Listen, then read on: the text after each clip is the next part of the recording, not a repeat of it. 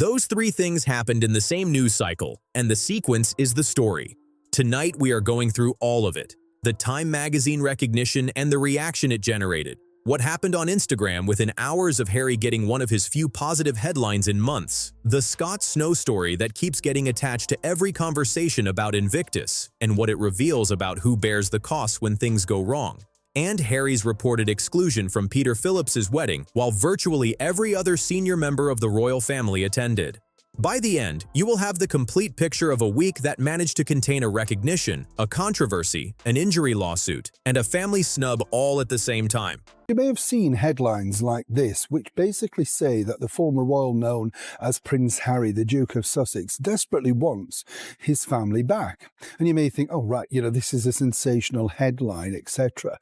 But according to staff members who work there, there is a bigger sort of context to this story. Let's start with Time magazine, because the recognition itself is the starting point for everything else.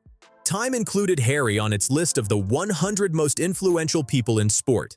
The immediate online reaction was sharp. One of the most liked comments, gathering close to 1,000 interactions, asked a single question: did he buy it?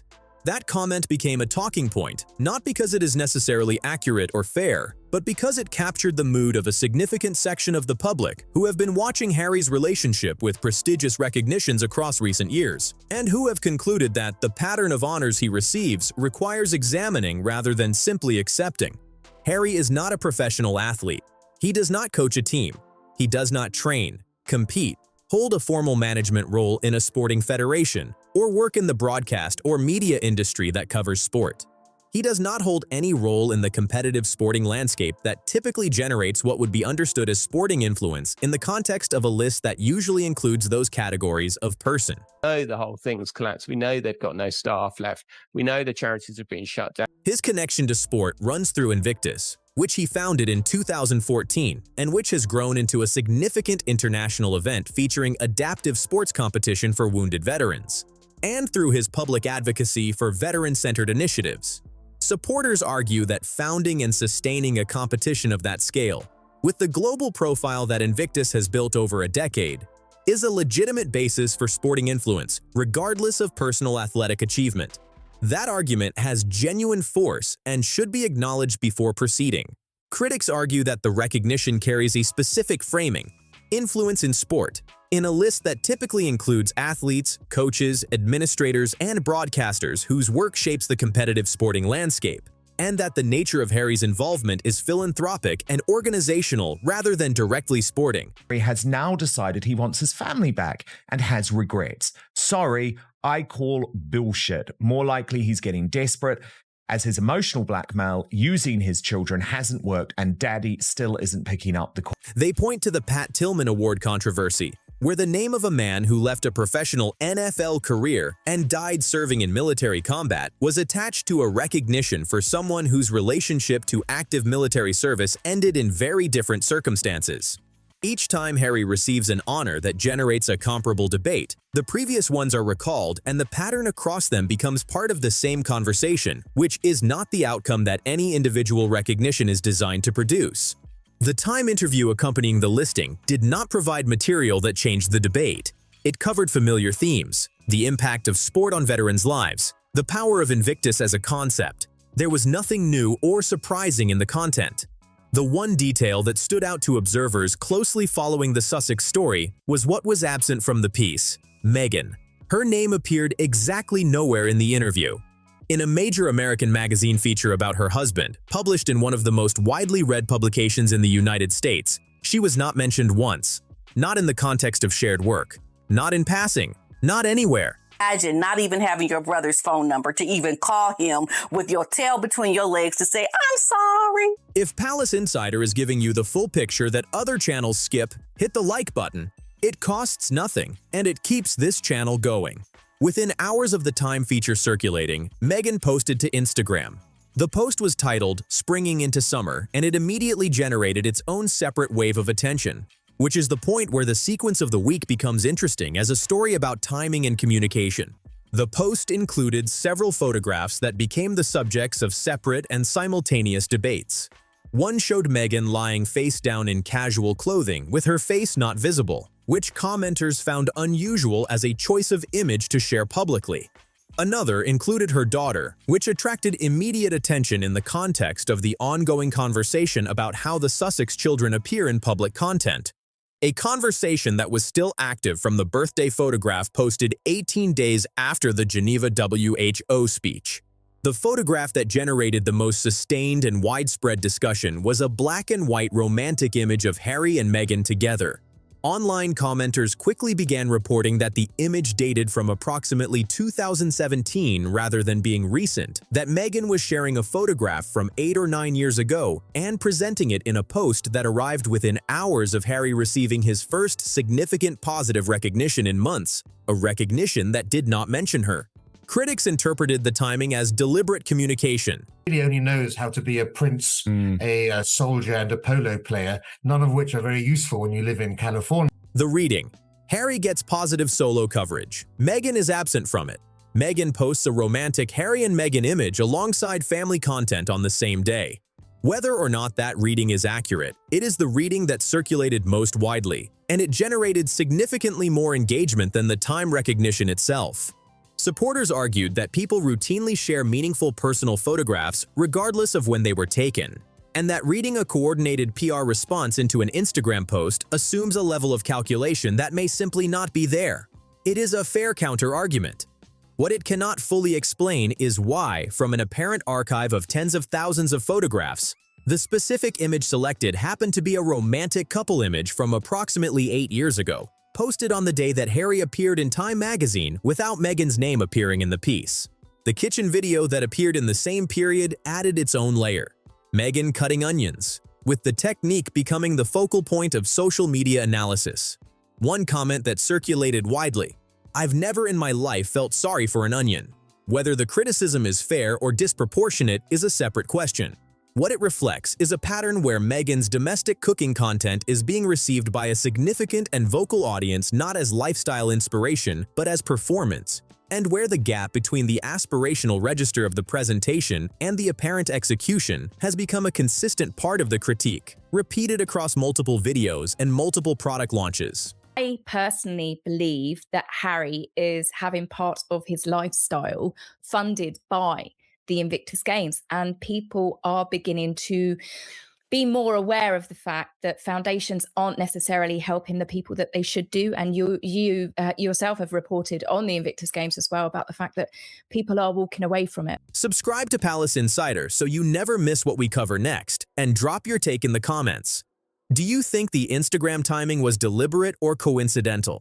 Now let's talk about Scott Snow, because his story cuts through the institutional financial debate and puts a specific human face on the questions about what Invictus actually does for the veterans. It is built around when the formal event ends and the cameras stop rolling. Scott Snow arrived at the 2023 Invictus Games as one of the most recognizable members of Team Canada.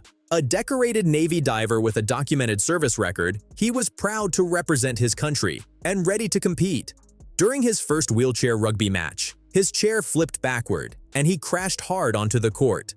The injuries that followed were severe and life-altering: a fractured cervical spine, a fractured lumbar spine, and head trauma requiring hospitalization. He underwent 2 surgeries. What he reportedly discovered in the aftermath was that he was not covered by insurance for injuries sustained at the event.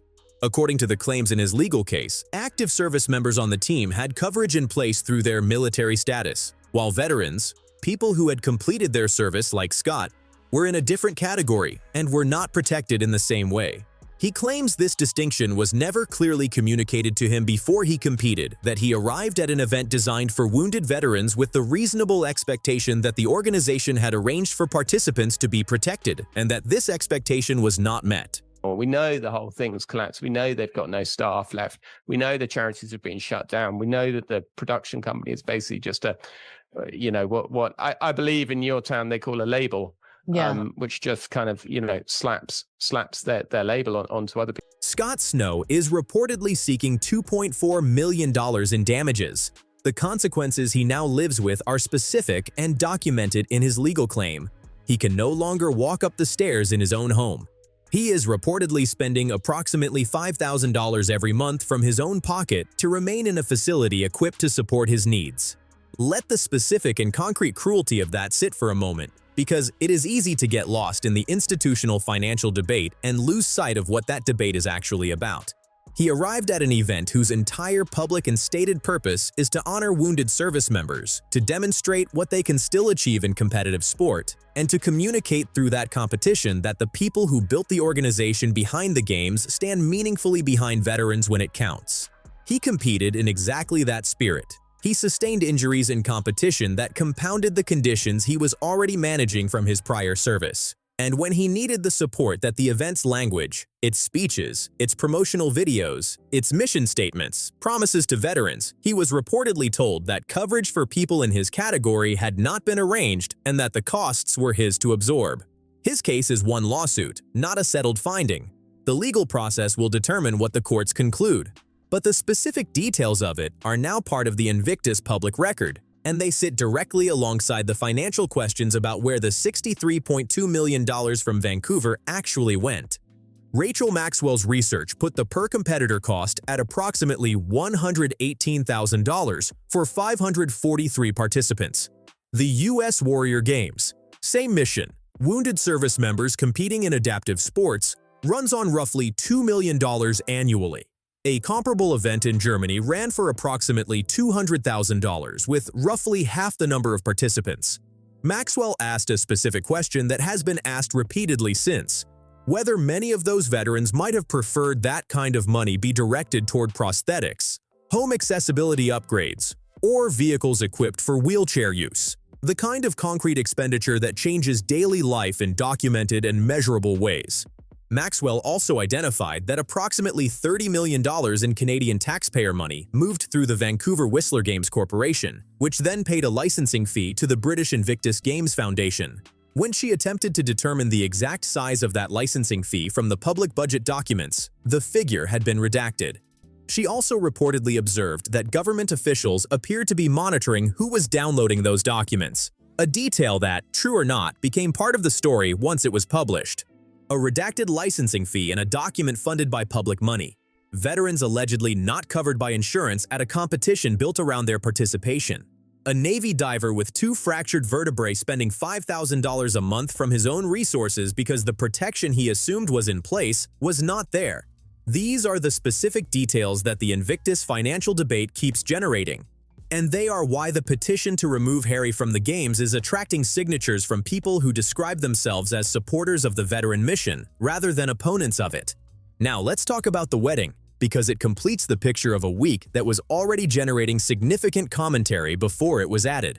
A report published in the New York Post in the days leading up to Trooping the Color described Harry's expected UK visit in July for Invictus-related promotional activities.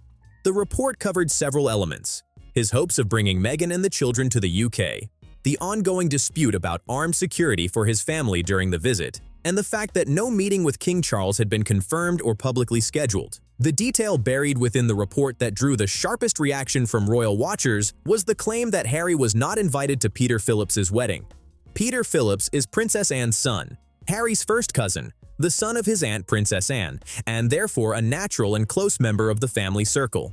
It is a family relationship with no institutional dimension and no protocol complication. There is no official reason, no security difficulty, no working royal protocol consideration, and no constitutional factor that would explain the absence of a first cousin from a family celebration.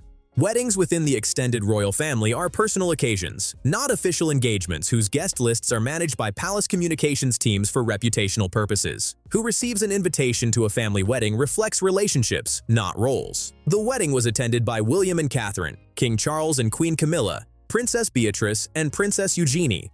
The full senior membership of the working royal family attended, plus extended family members who do not hold official roles but maintain active family relationships. Harry was not there. The significance of family weddings in this conversation is specific. They are not official engagements governed by protocol and invitation lists managed by communications teams for reputational reasons. They are private family occasions where presence reflects relationships rather than roles. When virtually every other family member attends a wedding, The absence of one person is communicating something that no statement can fully neutralize. The pushback to the New York Post report included a specific denial of the claim that Harry does not have William's phone number, a claim that had circulated in royal commentary based on sourcing that had not been publicly contested until this week. Critics noted that the denial itself was interesting, that someone chose to respond to that specific and relatively minor-seeming detail publicly, suggesting it had landed in a specific place that required managing. The phone number claim is a small detail in the context of the whole story, but it carries a specific weight.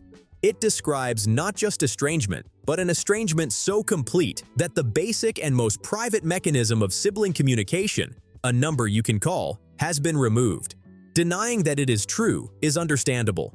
That the denial required a public response at all says something about the sensitivity around what the claim describes. Harry and William have not been seen in the same place publicly since the events surrounding Queen Elizabeth's funeral in September 2022.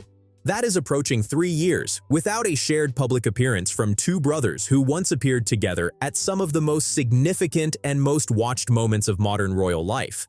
The funerals, the walkabouts, the formal public occasions where their presence together communicated something about both the institution and the family. The watching world found those shared moments moving precisely because the brotherly dynamic was visible and apparently real. 3 years later, that visibility has entirely disappeared. Critics argue the accumulating pattern of Harry's absence from family occasions, from the wedding, from any confirmed meeting with Charles, from William's contact in any verified form, describes a situation where the reconciliation optimism that periodically surfaces in royal coverage, usually sourced to unnamed palace-adjacent observers, has not produced any observable change in the underlying reality that the facts keep describing. Harry reportedly believed that speaking publicly about his experiences through the memoir, the interviews, the Netflix documentary, would create a moment of reflection that opened a pathway. The public record of what followed suggests the outcome diverged significantly from that expectation. William and Catherine continued with their public duties without addressing the specific claims directly. The palace largely maintained its position of not commenting publicly on the allegations, a strategy that critics described as deliberate silence and that supporters described as dignified restraint. Catherine's cancer diagnosis and recovery, announced publicly in March 2024, generated the kind of public sympathy and sustained personal support that significantly strengthened her and William's standing. The contrast with the Sussex public output of the same period was stark. Catherine's disclosure was measured and personal, driven by family necessity rather than commercial calculation, and was received accordingly. The period when the Sussex commercial operation was producing its heaviest output of content, the documentary, the memoir, the subsequent interviews, coincided with and arguably intensified the period when public sympathy for William and Catherine was at its highest, as Catherine's cancer disclosure generated the kind of personal warmth and public support that no amount of institutional PR produces. Critics argue the institution absorbed the pressure and emerged from it stronger rather than weaker. That is not the outcome Harry appeared to expect, and it has left him in a position where the levers he used to try to force a response, public disclosure, media pressure, commercial scale, appear to have produced diminishing rather than increasing leverage over time. The phone does not ring. The wedding invitation did not arrive. The meeting with his father has no confirmed date.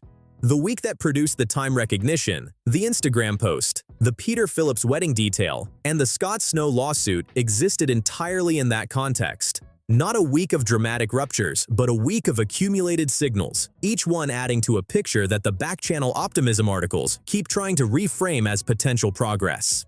The observable facts, week after week and month after month, keep producing a different picture from the one the briefings describe, and the gap between the two has not narrowed.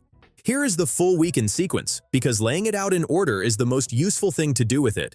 Time magazine recognizes Harry as one of the most influential people in sport. The online reaction questions the basis of the recognition with near-universal skepticism, including a comment gathering close to 1,000 likes that asked simply whether he paid for it. The Time interview does not mention Meghan. Within hours, Meghan posts to Instagram, featuring a photograph reported to be from approximately 2017. Harry was not invited to his first cousin's wedding while William and Catherine, King Charles and Queen Camilla, and Beatrice and Eugenie all attended. Scott Snow, a Canadian Navy veteran injured at the 2023 Invictus Games, is seeking $2.4 million in damages after reportedly discovering he had no insurance coverage and is currently spending approximately $5,000 a month of his own money on residential care. The licensing fee from $30 million in Canadian public money paid to the Invictus Games Foundation is redacted from the budget documents. No meeting with King Charles is confirmed or scheduled. That is 7 separate data points from 1 week. No single one of them constitutes the complete story.